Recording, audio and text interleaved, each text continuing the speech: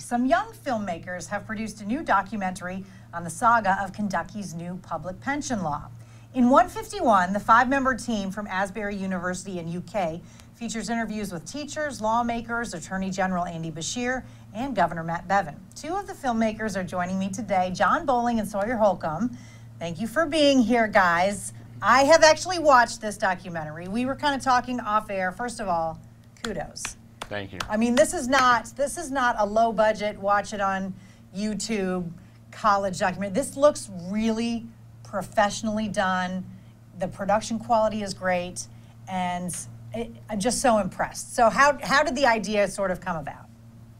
So a lot of my family members are teachers, and so in my household it was a common, conversation. My dad was like, "Oh, 151 this, 151 that," and I didn't really know that much about it. So at Asbury, it's not required, but it's really good if you do a video over the summer. Just kind of keep yourself busy, and then when you come back the next semester, then you're ready to get right back into the media comm business or whatever. I decided to do a documentary this year, and I text Sawyer. I was like, "Hey, do you want to do a documentary over Senate Bill 151? It's really hot right now. A lot of people are talking about it, and it's got a great audience." So me and Sawyer got together. We created a team. Our team was great. And that's really what inspired me to do it, was my dad. And truly, this is still a hot button issue, and you've already completed the documentary and gotten it out so people can see it timely when it's on everybody's minds. But so do you want to be documentarians? Is that something that you wanted to do and this is an issue you picked?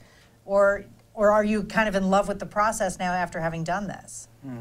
I just enjoy filming. I like being behind the camera, and the only reason this video was half as good as it is because of our team. We had Joe Whalen and Zachary Curry and Joel Wofford, and it would have been a much less video if it weren't for these people. Absolutely. Yeah, you can tell it's a collaborative effort. Here's what impresses me the most about it. It is a hot button issue. Everybody's got their opinion one way or the other. You present both sides. How important was that for you guys to do? To me, it was the most important thing, because anyone can put a camera in front of someone and produce a video that is one-sided and opinionated. But it takes time and effort and skill to produce a video that encompasses the pros and cons of both sides, because it wouldn't be an issue if there was a clear choice. And here's another thing. You have to think about it. Let's say I went up to Matt Bevin and said, "Hey, I'm doing a documentary over how horrible 151 is. Do you want to be in it?" Of course he's going to say no. And we really wanted to make sure that it was objective so we could get both sides of the argument from a lot of different people. So what did you say to him? Because Matt Bevin agreed to talk to you all. He did. It was actually a lot of luck. One day, he was taking his daughter on a tour of Asbury. So one of my friends texted me and said, "Hey, John, Matt Bevin's on campus. You got to go talk to him." I was in class, so I was like, "Okay, give me 30 minutes. I really hope that he's going to still be here after 30 minutes. So I was on the other side of campus. After my class was over, I ran to the media comm building where he was getting a tour of the building, and I just waited for him to come out of our room. I shook his hand, I said, "Hello, my name's John Bowling." I explained to him what the documentary was, what we were trying to do with it, and he said, "Here you go, here's a number of a guy you can call." I called the guy, and then I called the guy, he gave me another number, I called her, and then we made a time and date, and that was it. Did that surprise you? Actually, yeah, a lot. Because he's taken so much heat over this, especially some of his comments, that I wouldn't think he would want to sit down with, no offense, guys, two nobodies.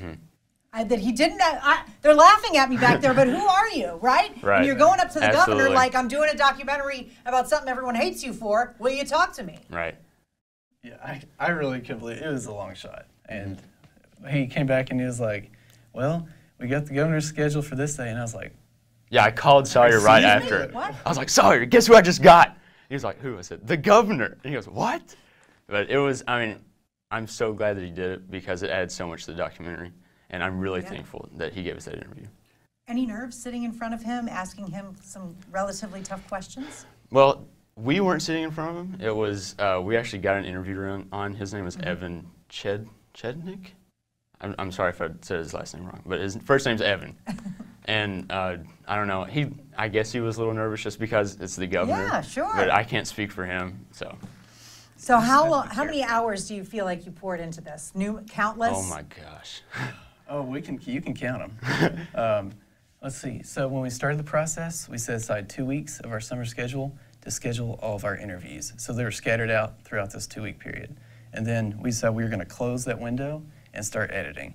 And so for the next month, myself and Zachary Curry and Joe Whalen at the Media Depot at the University of Kentucky spent 8 to 5, Monday through Friday, in front of a computer. Full-time job. Yeah. Full-time job getting this done. Yeah. When you watched it, could you believe you did all this? It is a little surreal to watch sometimes.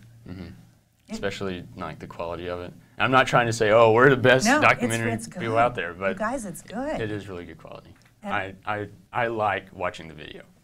This is a topic that has dominated the state's conversation for months. I encourage everybody to watch this because you will gain a new perspective on both sides. You're going to learn something that you didn't know about the pension crisis, that you think you know, but you don't.